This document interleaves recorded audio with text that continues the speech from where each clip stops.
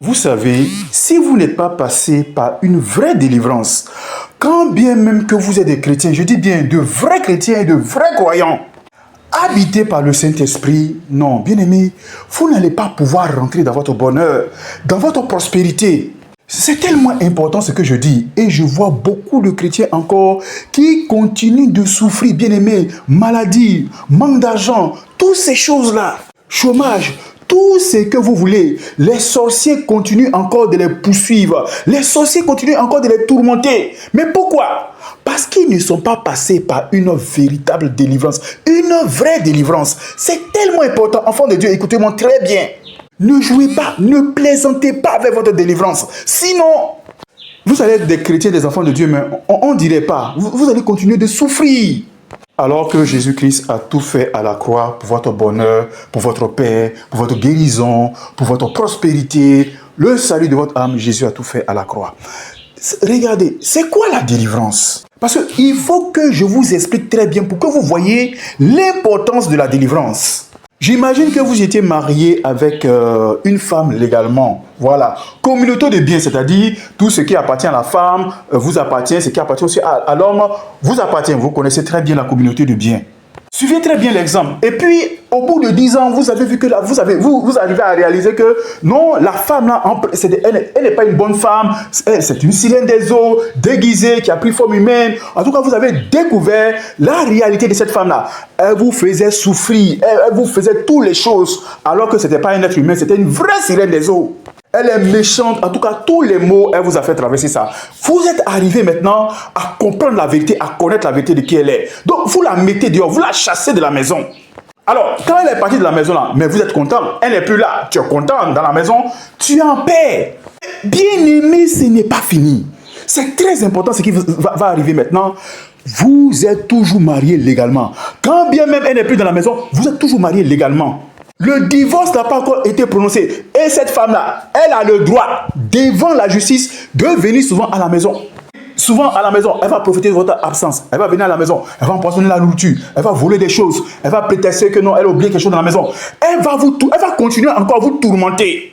Tant que le divorce n'a pas été prononcé là, elle va continuer de vous tourmenter.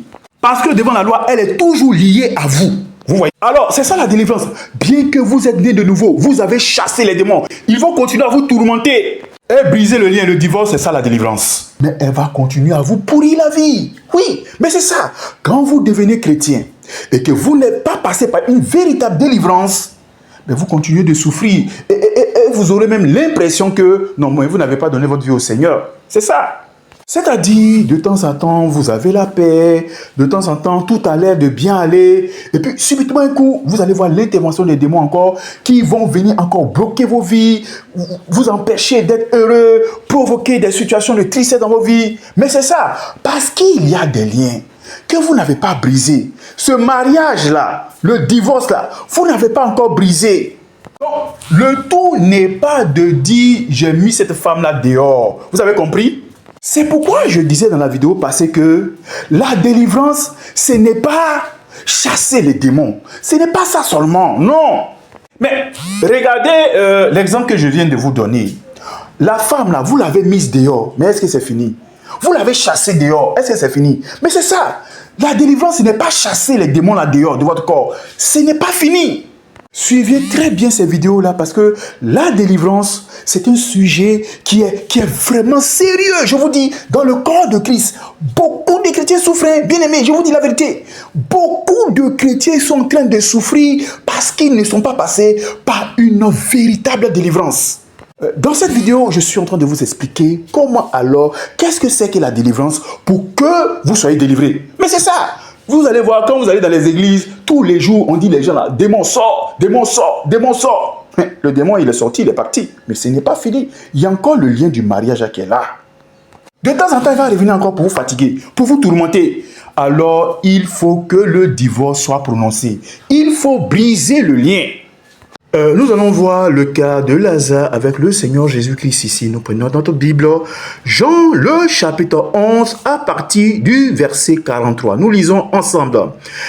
Ici, il s'agit de Lazare qui était mort, vous voyez, et Jésus-Christ est arrivé à la grotte de Lazare où on avait enterré Lazare. Regardez ce que Jésus-Christ dit au verset 43. Ayant dit cela, il cria d'une voix forte, Lazare, sort! Verset 44, et le mort sortit, les mains et les pieds liés de bandes et le visage enveloppé d'un linge. Jésus leur dit, déliez-le et laissez-le aller. Bien-aimés, nous sommes sur la définition de ce que c'est que la délivrance. Vous voyez ici, nous sommes au cas de Jésus-Christ et de Lazare. Oui, Lazare était mort, il était enfermé dans la grotte. Et Jésus-Christ a crié, Lazare sort. Regardez bien ici, le verbe sorti. Alors, quand Jésus-Christ a dit, Lazare sort, les esprits de mort ont fui. Oui, la mort est sortie de Lazare. Oui, la corruption est sortie de Lazare. Lazare est sorti du tombeau. Bien-aimé, j'ai dit le verbe sortir. Oui, les démons qui retenaient Lazare dans la mort, ces démons l'ont fui, ils ont libéré Lazare. Mais ce n'est pas fini. Ce n'est pas fini. Regardez, il y a une deuxième chose qui se passe. Jésus-Christ dit, déliez-le. Vous avez vu, c'est ça la délivrance. C'est le fait de briser le lien. C'est le fait de délier. C'est le fait de divorcer. Regardez, c'est vrai que la vie était en Lazare. Oui, quand Jésus-Christ a dit Lazare sort, la vie était en Lazare. Les démons, les esprits de mort qui avaient attrapé Lazare, mais ils l'ont libéré. Mais je vous pose la question, est-ce que Lazare pouvait se mouvoir? Est-ce qu'il pouvait encore se balader comme il faut? Mais non, il y a une deuxième chose qu'il fallait faire. Il fallait délier Lazare. C'est ça la délivrance. Avant, peut-être que vous étiez né, peut-être que vous n'étiez pas né, mais vos parents sont allés voir les esprits des eaux, les esprits de forêt. Vos parents ont eu à faire des adorations. Oui, ils ont demandé, ils ont fait des fétiches pour que leur maison soit protégée par ces esprits-là, par ces démons-là. Ils ont eu à faire des adorations. Et par ces actes qu'ils ont posés, alors je vous le dis, ils ont créé une alliance entre eux et ces démons-là. Et je vous le dis, ça va suivre aussi les enfants, les petits-enfants. Ça va continuer comme ça dans la famille. Parce qu'il y a une alliance qui a été tissée. Aujourd'hui, je suppose que votre père l'avait fait. Peut-être que vous savez, peut-être que vous ne savez pas. Mais aujourd'hui, vous êtes son enfant. Et maintenant, vous avez donné votre vie au Seigneur Jésus. Vous êtes des enfants de Dieu. Mais bien aimés, c'est vrai que vous avez donné votre vie au Seigneur. C'est vrai que maintenant, vous avez la vie comme Lazare. Vous êtes sortis de cela. Vous avez la vie. Mais ce n'est pas fini. D'un point de vue spirituel, il y a une alliance entre votre famille et ces esprits, ces démons des eaux, de forêt, ces fétiches, je ne sais pas, les bagues de sécurité, oui, les bagues de fétiches que les gens font là, toutes ces adorations que les gens font là. Oui, bien aimé, oui, je vous le dis.